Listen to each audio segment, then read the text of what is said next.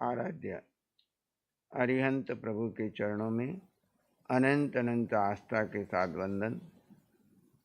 शासनपति श्रवण भगवान महावीर स्वामी के चरणों में अनंत अनंत आस्था के साथ वंदन। जिन शासन देव जिन शासन माता को नमन। आत्मज्ञानी सद्गुरुदेव युग प्रदान आचार्य भगवान के चरणों में अनंत अनंत आस्था के साथ वंदन। आत्मप्रिय शमित मुनि जी, शाश्वत मुनि जी, आत्मार्थी साधक साधिकाओं, तत्वार्थ सूत्र के अष्टम अध्याय में बंध तत्व का वर्णन चल रहा है, जिसमें हमने बंध के कारणों के बारे में जाना। आज हम जानेंगे बंध का स्वरूप क्या है। तो आचार्य दूसरे सूत्र में फरमाते, स कषायत्वा जीव कर्मणो योग्यान पुद्गलानादत्ते। कषाय सहित होने से जीव कर्म के योग्य पुद्गलों को ग्रहण करता है। यानी योग के द्वारा हमारे भीतर में कर्म के प्रदेश आते हैं और पूर्व भव के कषाय साथ रहने से, उस कषाय के साथ रहने से, उस कषाय से में आसक्त आत्मा, विभाव दशा की आत्मा बाहर से जो योग के द्वारा पुद्गल आते हैं, उस कषाय के साथ लग करके एक नई कर्म की दीवार भारी भारी बनती चली जाती है और उसी को वही बंध कहलाता है। यानी जीव अपने आप में निर्लेप है, लेकिन पूर्व के जो विभाव दशा के कारण, मिथ्यात्व आदि के कारण जो कर्म उदय में आते हैं वो कषाय सहित है।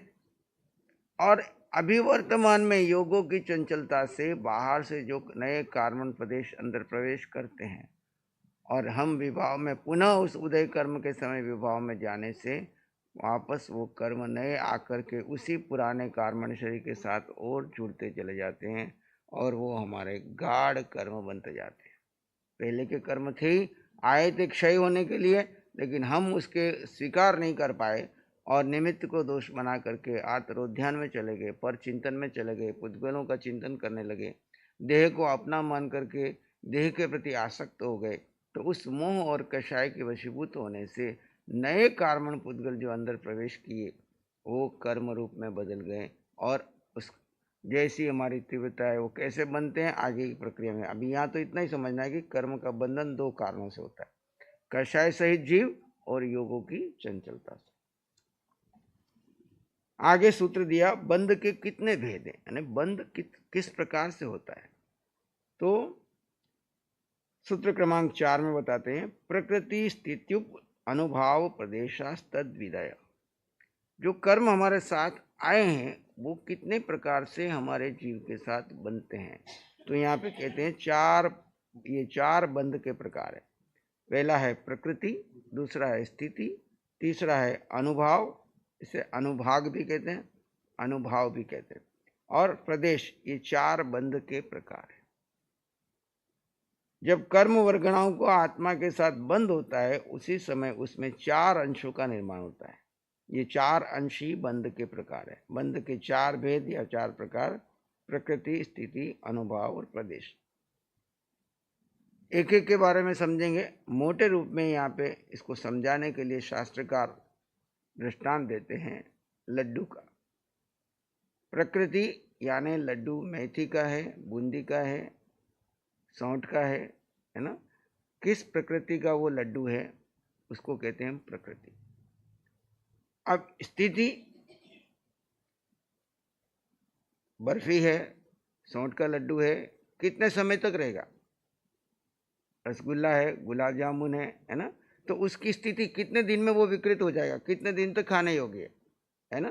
तो ऐसे ही कर्म की स्थिति, वो कर्म कितने समय तक जीव के साथ रहेगा, कब कर्म फल देगा, कब नहीं देगा, उसका सारा जो विभाग है वो स्थिति बंधन है।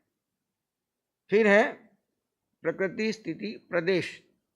अब उस लड्डू की साइज कौन सी है, छोटा है, बड़ा है, उसके अंदर कितने प्रदेश हैं, उस हिसाब से लड्डू की साइज बनती है, वो है प्रदेश। उसके कितने बूंदी के कण उसमें लग रहे हैं, कितने सोंठ के वो पदार्थ लगे हैं उसके अपेक्षा से। और रस क्या है? रस को कहा अनुभव, यानी रस के अंतर्गत लिया उसका स्वाद कैसा है।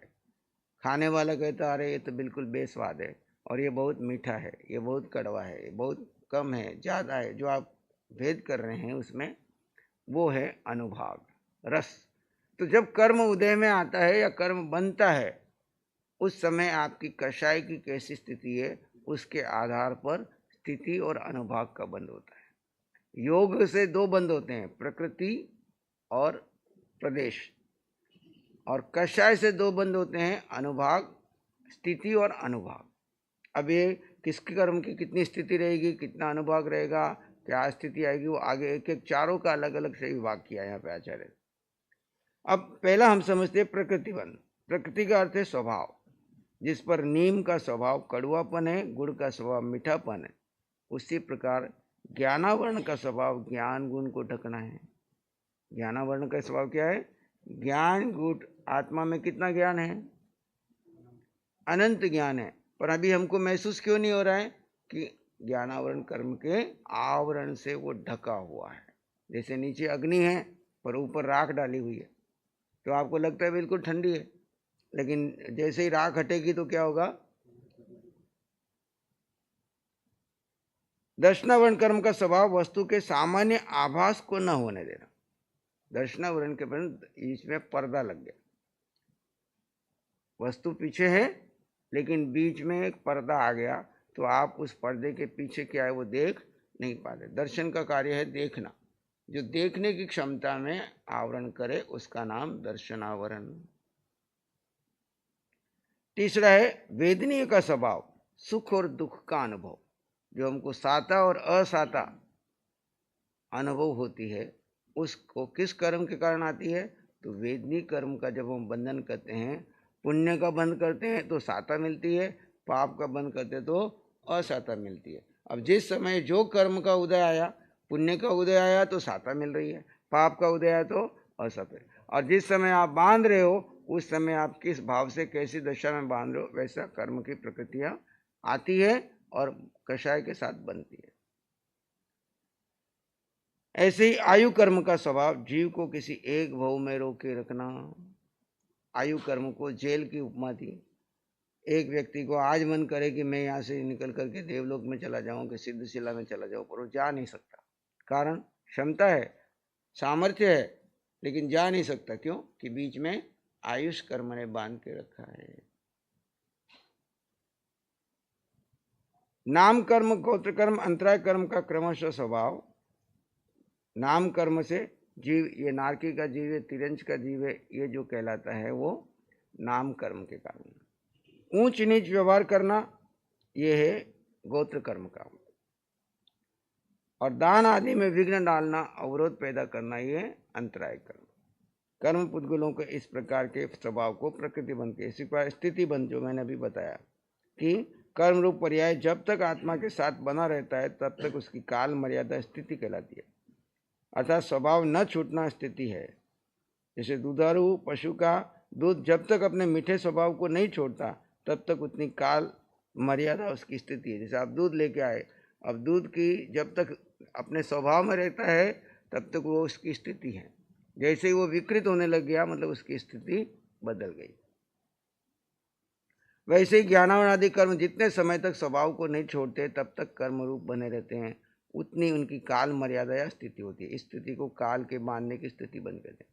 अनुभव बंध, कर्म बंध में रस, सुख दुख कम या ज्यादा देने की शक्ति का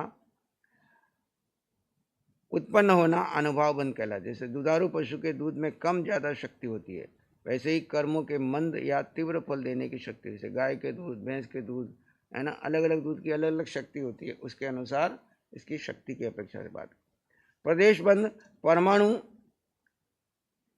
कर्म किस प्रकार मंद, मंदतर, मंदतम, तीव्र, तीव्रतर, तीव्रतम फल जीव को अनुभव कराएगा, यह अनुभव बंध की निश्चित होता है। अब प्रदेश बंध, परमाणु पुंजों की संख्या को प्रदेश बंध कहा जाता है। जो पुद्गल स्कंद कर्म रूप होते हैं, परमाणु के द्वारा उनका प्रमाण निश्चित होना कि इतने कर्म परमाणु का बंध हुआ, उसे हम प्रदेश बंद कहते हैं। इस बंद के माध्यम से प्रदेशों की संख्या कितनी कितनी बंधती है, उसकी आकृति कैसी होती है, आत्मा में कितने प्रदेशों में वे पुद्गल बनते हैं इत्यादि बातों की जानकारी मिलती है। यह प्रदेश बंद प्रकृति स्थिति अनुभव रूप बंधु का आश्रय है। आगम में इन चारों को समझाने के लिए मोदक का दृष्टांत दिया, जिसकी हम चर्चा कर चुके हैं। प्रकृति बंध के 8 भेद। अब इनका अनंत कर्म है। इन कर्म को प्रकृति के आधार पर 8 रूप में बांट दिया। ऐसे तो प्रतिपल प्रतिक्षण जीव कर्म बांध रहा है, पर इनको प्रकृति के हिसाब से कौन सा किस में किसको आवरण करेगा, इस दृष्टिकोण से इनके 8 भेद कर दिए।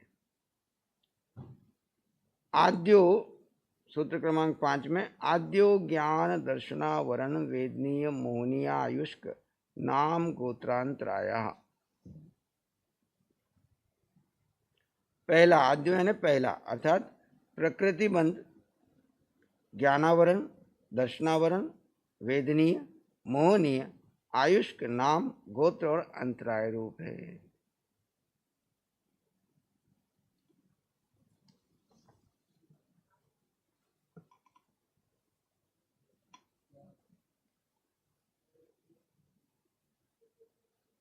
प्रकृति बंध के 8 भेद हैं। ज्ञानावरण, दर्शनावरण, वेदनीय, मोहनीय, आयुष्क, नाम, गोत्र, अंतराय। ज्ञानावरण का काम क्या है? तो ज्ञान गुण को रोकता है, प्रकट होने से रोकता है। ज्ञान गुण प्रकट होने वाला है, अंदर है, क्षमता है, आप में ये 8 गुणों की संपदा है, अभी भी है, लेकिन क्यों नहीं प्रकट हो रही है? तो ज्ञानावरण बीच में पड़ा है। दर्शनावरण में आपको देखने की क्षमता है, यहाँ पर बैठे बैठे आप तीनों लोग को देख और जान सकते हो। इतनी क्षमता होते हुए भी वो क्षमता क्यों नहीं प्रकट हो रही है? तो दर्शन आवरण बीच में, पहले ज्ञान फिर दर्शन आवरण। वेदनीय कर्म, मोहनीय कर्म के सहयोग से सुख और दुख का अनुभव कराता है। आपके भीतर में अनंत सुख का खजाना है, लेकिन वेदनीय कर्म के उदय से मोहनीय कर्म के कारण सही सच्चे सुख की तो पहचान नहीं करने देता और पुद्गलों को स्तर पर साता और असाता का अनुभव कराता है, और आप रियल में अपनी आत्मा में हुए अनंत सुख तक पहुंचने की प्यास ही पैदा नहीं कर देते। देखो, पूरी जिंदगी आपकी बीत रही है, अधिकांश समय बीत गया है, क्या अनंत सुख का स्वाद चखा है? हमने स्वाद चखा है, लेकिन किसका चखा? साता वेदनी के द्वारा मिलने वाले सुख का। साता को ही सुख मान के बैठ गए। ये मोहनीय कर्म का कार्य। वेदनीय के बीच में मोहनीय कर्म घुसा हुआ है। मोहनीय कर्म के कारण हमको, जैसे शराबी व्यक्ति को भेद मालूम नहीं पड़ता सही क्या गलत क्या, ऐसे हम सभी मोह कर्म के वशीभूत होने में कारण साता और सुख का भेद नहीं कर रख पा रहे हैं। साता को ही सुख मान करके सुखाभास में ही जीवन व्यतीत कर देते हैं। सारी आपकी प्रार्थनाएं किस लिए हो रही है?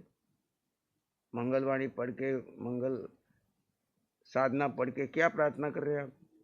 सब प्रार्थना के पीछे यही है, साता की जो जी। श्री शांतिनाथ भगवान, शांतिनाथ भगवान से साता मांग रहे, सुख नहीं मांग रहे। शांतिनाथ भगवान ने सुख दिया सबको, साता नहीं दी, लेकिन हमने शरीर की साता मान ली, क्योंकि हमारी दृष्टि वहीं तक टिकी हुई है। जब आपको भीतर का अनंत सुख का अनुभव हो जाएगा तो ये साता गौण हो जाएगी, आएगी जाएगी, पुण्य को महत्व नहीं दोगे, क्योंकि भीतर का डायरेक्ट सुख, केवली का सुख आपके पास है, और जब उसका अनुभव हो जाएगा तो इस पुण्य प्रकृतियों की इंतजार नहीं करोगे, क्योंकि पुण्य प्रकृति वाला सुख जो है वो हमारे अधीन नहीं है, वो कर्म के अधीन है। कर्म कब उदय में आता है, कब कर्म क्षय हो जाता है, आपके हाथ में नहीं है, लेकिन सुख आपके पास है, था और रहेगा, वो आपके हाथ में है। उसके लिए क्या करना है? केवल वर्तमान क्षण में जीव में ठहरे तो अभी सुख का अनुभव करता है, लेकिन क्यों नहीं ठहर पा रहा है? मोहनीय कर्म के कारण। मोहनीय कर्म के उसको अपने स्वरूप को बोध ही नहीं होने देता, अपनी तरफ आकर्षित नहीं करता, वो पुद्गलों की ओर आकर्षित कर रहा है, पर से सुख मांग रहा है, और जब साता का उदय आता है तो फूल के कुप्पा हो जाता है, और साता का होता है तो आर्तरोद्यान में चला जाता है। मोहनीय कर्म आत्म परिणति से हटकर बाह्य विषयों की ओर झुकाव कराता है, आत्मा की ओर तो जाने नहीं देता, और बाहर के विषयों की ओर झुकाव करता है कि ये विषय शब्द वर्ण गंध रस स्पर्श ये मुझे साता देंगे, ये मुझे सुख देंगे, इन्हीं के लिए रात दिन मेहनत करता है, इन्हीं के लिए प्रार्थना करता है और इन्हीं में सुख मानता रहता है। आयुष कर्म औदारिक व्यक्ति शरीरों में जीव को रोकने का काम करता है। नाम कर्म शरीर व शरीर के अवयवों को बनाता है, इसमें औचित्य अनौचित्य को उत्पन्न करता है। जो जो आपको शेप मिला है, एक शेप से दूसरा जो शेप में अंतर है, नाम कर्म क्या काम करता है? चित्रकार का काम करता है। एक हाथ से बनाने वाले चित्रकार को वो एक चित्र बनाया, उसको कहा हूबहू इसकी कॉपी दूसरी बना दो, बनेगी क्या? कुछ न कुछ उसमें अंतर आएगा ही आएगा। ऐसे हम कितने जीव इस दुनिया में हैं? अब एक भी एक दूसरे की जेरोक्स कॉपी है क्या? क्योंकि सबके कर्म अलग और नाम कर्म एक चित्रकार के रूप में हर एक को अलग अलग, जबकि आंख वही है, नाक वही है, मुंह वही है। ऐसा नहीं कि आंख की जगह कान लगा दिया, कान की जगह नाक लगा दिया, ऐसा नहीं है। फिर भी हर एक के शेप में, उसकी फोटो में, उसके हैंड प्रिंट में अंगूठा लगाओगे तो उसके अंतर मिलेगा। तो कारण क्या है? ये नाम कर्म, ये चित्रकार है। गोत्र कर्म जीव को शरीर के संबंध में नीच व ऊंच ठहराता है। गोत्र कर्म से आपको जो शरीर में जहाँ आप जन्म लेते हो वहाँ पे गोत्र आपको उच्च गोत्र या नीच गोत्र कहाँ कैसे मिलती है। अंतराय कर्म जीव के इष्ट प्रयोजनों में तथा जीव की शक्ति में अवरोध यानी व्यवधान उपस्थित करता है तथा अपनी उदय होने पर शक्ति को प्रकट नहीं होने देता। अंतराय कर्म क्या करता है? आपके अंदर इष्ट प्रयोजन जो आपका लक्ष्य है, उस प्रयोजन में जीव की जो शक्ति है प्रकट होनी चाहिए, लेकिन उसके बीच में अवरोध पैदा करता है, उसका नाम अंतराय कर्म। 4 कर्म घाती कर्म है, 4 अघाती कर्म है। घाती कर्म पाप कर्म के उदय से आते हैं, अघाती कर्म पुण्य के उदय से आते हैं। पुण्य पाप दोनों है उसमें, लेकिन अघाती कर्म रहते हुए भी जीव को ज्ञान हो सकता है और केवल ज्ञान तक प्रकट हो सकता है। अघाती कर्म पड़े हैं सत्ता में, फिर भी उनको केवल ज्ञान की प्राप्ति हो सकती है। कर्मों से वास्तविक बंध एक तो आत्म प्रदेशों का और दूसरा ज्ञान गुण का होता है। प्रदेश बंध 8 कर्मों का एक सा ही होता है। प्रदेश बंध 8 ही कर्मों का एक सा होता है। जब कर्म पुद्गल अंदर आते हैं वो 8 कर्मों में विभाजित हो जाते हैं। अब स्थिति के अनुसार वो कौन कितना समय रहता है, अनुभव के साथ कैसा फल देता है, वो सब अलग अलग है, वो आगे वर्णन आएगा। प्रकृति बंध के उत्तर भेद, ये तो मोटे मोटे 8 भेद कर दिए, अब इसके उत्तर भेद बता दिए। पंच नव द्वय अष्टाविशंति चतुर्द्वि चत्वारिशद द्विपंच भेदा यथाक्रमम। उपरोक्त 8 कर्मों की मूल प्रकृतियों में अनुक्रम से, यानी एक एक कर्म की लाइन से 5, 9, 2, 28, 4, 42 और 2 और 5 भेद। आगे फिर एक एक के वापस भेद कर दिया, यानी मति ज्ञान के 5 और ज्ञानावरण के 5, दर्शनावरण के 9, वेदनीय के 2, मोहनीय के 28, आयुष कर्म के 4, नाम कर्म के 42, गोत्र कर्म के 2 और अंतराय कर्म के 5। ये सब उत्तर प्रकृतियां हैं। अब एक एक ही बता दिया वापस।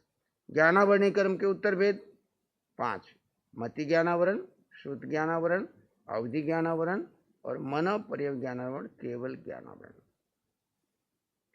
आंखों पर पट्टी बंधने जैसा जिस कर्म का स्वभाव हो और जो ज्ञान गुण को आच्छादन करने वाला हो तो जिसकी प्रकृति या पापमयी हो, ऐसा ज्ञानावरण कर्म 5 भेदों से प्रभेदित है। ज्ञान मति यानी बुद्धि के ऊपर आवरण करे, श्रुति यानी श्रुत ज्ञान के अर्थ के ऊपर आवरण करे, मति बुद्धि और श्रुत ज्ञान यानी अर्थ ज्ञान। अवधि प्रत्यक्ष आत्मा के प्रकाश से आप यहाँ बैठे हजारों लाखों किलोमीटर दूर क्या है रूपी पदार्थ को जानने की क्षमता प्रकट हो सकती है, लेकिन उसके ऊपर आवरण है। ऐसे ही मन पर्यव ज्ञान, जिसके मन के भीतर में क्या चल रहा है जानने की आप में क्षमता है, उस पर आवरण और केवल ज्ञान। अब दर्शनावरणी कर्म के भेद। चक्षुर अचक्षुर अवधि केवलानाम निद्रा निद्रा प्रचला प्रचला प्रचला स्त्यानग्रद्वी वेदनीयानी च। चक्षु दर्शन अब दर्शनावरणी के सामने कितने 9 भेद बता दिए। चक्षु दर्शन, आंख से देखने की क्षमता। अचक्षु दर्शन, अवधि दर्शन, केवल दर्शन, ये सीधे सीधे ज्ञान को प्रकट करते हैं। और 4 आवरण तो ये हो गए। 5 हैं निद्रा संबंधी। निद्रा अपने आप में स्वयं आवरण है, जब हम प्रमाद में सो जाते हैं। तो पहला है निद्रा, दूसरा है गाढ़ निद्रा, निद्रा निद्रा, तीसरा है प्रचला, चल सामान्य निद्रा, और प्रचला प्रचला, चलते हुए निद्रा लेना। और स्त्यानग्रदी, ऐसी गाढ़ निद्रा, नींद में, गहरे नींद में सोया और उठ करके बड़े बड़े काम करके आ जाता है और वापस आके सो जाता है, यह स्त्यानगरी। ये दर्शनावरण कर्म की 9 भेद हैं। चक्षु दर्शनावरण, यह दर्शन गुण के आचरण, यह स्वभाव से मध्य पर्दे जैसा है, जो चक्षु के द्वारा वस्तु का सामान्य बद न होने दे। और चक्षु दर्शनावरण, जो चक्षु के सिवाय अन्य इंद्रियों के द्वारा वस्तु का सामान्य बोध न होने दे। अवधि दर्शनावरण, जो अवधि दर्शन को रोके। केवल दर्शनावरण, जो केवल दर्शन को न होने दे। निद्रा, जो मद, खेद और थकान दूर करने के लिए सोने दे। निद्रा मद, खेद और थकान दूर करने के लिए सोने दे। निद्रा निद्रा, गहरी निद्रा, जिसमें जीव को आंखें खोलना अशक्य हो। प्रचला, मेहनत और थकान के कारण बैठे बैठे या खड़े खड़े ही ऊँघने लगे। प्रचला प्रचला, जिसमें कर्म के उदय से चलते चलते ही नींद आए। स्त्यानगति, जिसके उदय से जीव सोते सोते ही उठकर बड़ा भारी काम कर डाले। ध्यान देने योग्य, चक्षु दर्शनावरण के आगे आवरण लगाने पर दर्शनावरण के भेद निरूपित हुए हैं, वैसे ही निद्रा आदि के आवरण शब्द लगाने की आवश्यकता नहीं, क्योंकि निद्रा स्वयं आवरण अर्थ का सूचित है। अब वेदनीय कर्म के भी 2 भेद, उत्तर भेद। वेद सद असद वेद्य, सूत्र क्रमांक 9 में कहा सद असत वेद्य। वेदनीय कर्म साता वेदनीय और असाता वेदनीय के 2 भेद हैं। सांसारिक सुख दुख की अनुभूति कराने वाला, जिसका स्वभाव शहद लपेटी छुरी, क्या उपमा दी है? छुरी है पर उसके ऊपर शहद लपेटा हुआ है और आप उस शहद को चाट रहे हो। अब कितनी सजगता चाहिए। जरा सा शहद से आगे गए तो साता और असाता दोनों कैसे हैं? साता है शहद लपेटी छुरी, असाता है आपका जीभ कट जाना। और साता के पीछे असाता छिपी हुई है, साता के पीछे असाता छिपी हुई है। जिसको साता वेदनी की अपेक्षा से पुण्य और असाता वेदनी की अपेक्षा से पाप में परिगणित किया है। उत्तर प्रकृतिया हो अगाती कर्म में गिना जाने वाला है, वह वेदनी कर्म, इसके 2 भेद हैं। साता वेदनी का फल सुख का अनुभव, यानी जिसको हम सुखाभास कहते हैं। सुख नहीं है पर सुख का आभास होता है, जिसके कारण मोह कर्म के कारण ऐसा लगता है तो साता असाता पुद्गल को मिल रही है, लेकिन आपको ऐसा लगता है मुझे सुख मिल रहा है, जबकि वो जीव को सुख नहीं मिल रहा है। साता किसको मिल रही है? इस पुद्गल के शरीर को मिल रही है, इस मन को मिल रही है, इस बुद्धि को मिल रही है, इंद्रियों को मिल रही है, और मन बुद्धि इंद्रिया जीव के है ही नहीं। असाता वेदनी का फल दुखानुभव है, इसके उदय से भी जीव अनेक प्रकार के दुख का अनुभव होता है। ध्यान दें कि कषायों का नाश हो जाने पर जब केवल योग प्रवृत्ति रह जाती है, उस समय केवल साता वेदनीय कर्म का ही बंध होता है। केवल योग के द्वारा 8 कर्मों की प्रकृति प्रदेश बंद नहीं होता। 8 कर्मों के प्रकृति प्रदेश का कारण जो योग है वह कषाय सहित होने पर होता है। 4 गतियों में दोनों प्रकार के वेदनीय कर्म का उदय होता है। मोहनी कर्म के उत्तर भेद। अब ज्ञानावरण हो गया, दर्शनावरण, वेदनीय। चौथा कर्म जो है कर्म के क्रम में है वो है मोहनीय कर्म। दर्शन, चारित्र, मोहनीय, कषाय, नौ कषाय, वेदनीय, आख्या, स्त्री, द्वि, षोडश, नव भेदा। सम्यक्त्व, मिथ्यात्व, तदुभयानि, कषाय, नौ कषाय, कषाय, नौ कषाया व अनंतानुबंध्य, अप्रत्याख्यान, अप्रत्याख्यान, नावरण, संज्वलन, विकल्पाश्चैकश, क्रोध, मान, माया, लोभा, हास्य, रत्य, रति, शोक, भय, जुगुप्सा, स्त्री, पुं, नपुंसक, वेदा। मोहनी कर्म की 28 प्रकृतियों का वर्णन आता है। दर्शन मोहनी, चारित्र मोहनी और कषाय वेदनी और नौ कषाय वेदनी। पहले 2 भेद कर दिए, दर्शन मोहनी और चारित्र मोहनी। फिर आगे 2 भेद कर दिए, कषाय वेदनी और 9 कषाय वेदनी के क्रमशः 3, 2, 16 और 9 भेद। 3 दर्शन मोहिनी, चारित्र मोहिनी, कषाय वेदनी और 9 कषाय मोहिनी के क्रमशः 3, 2 आगे भेद आएंगे। दर्शन मोहिनी के 3, चैत्र मोहिनी के 3, 2 चैत्र मोहिनी के 2 और 16 कषाय वेदनी के और 9 भेद 9 कषाय वेदनी के। कषाय और 9 कषाय ये 2 चैत्र मोहिनी हैं, जिनमें से क्रोध, मान, माया, लोभ ये प्रत्येक अनंतानुबंधी, अप्रत्याख्यानावरण, प्रत्याख्यानावरण, संजन रूप में 4 प्रकार के होते हैं। 16 भेद और कषाय चैत्र मोहिनी के भेद से 9 भेद 9 कषाय के होते हैं। हास्य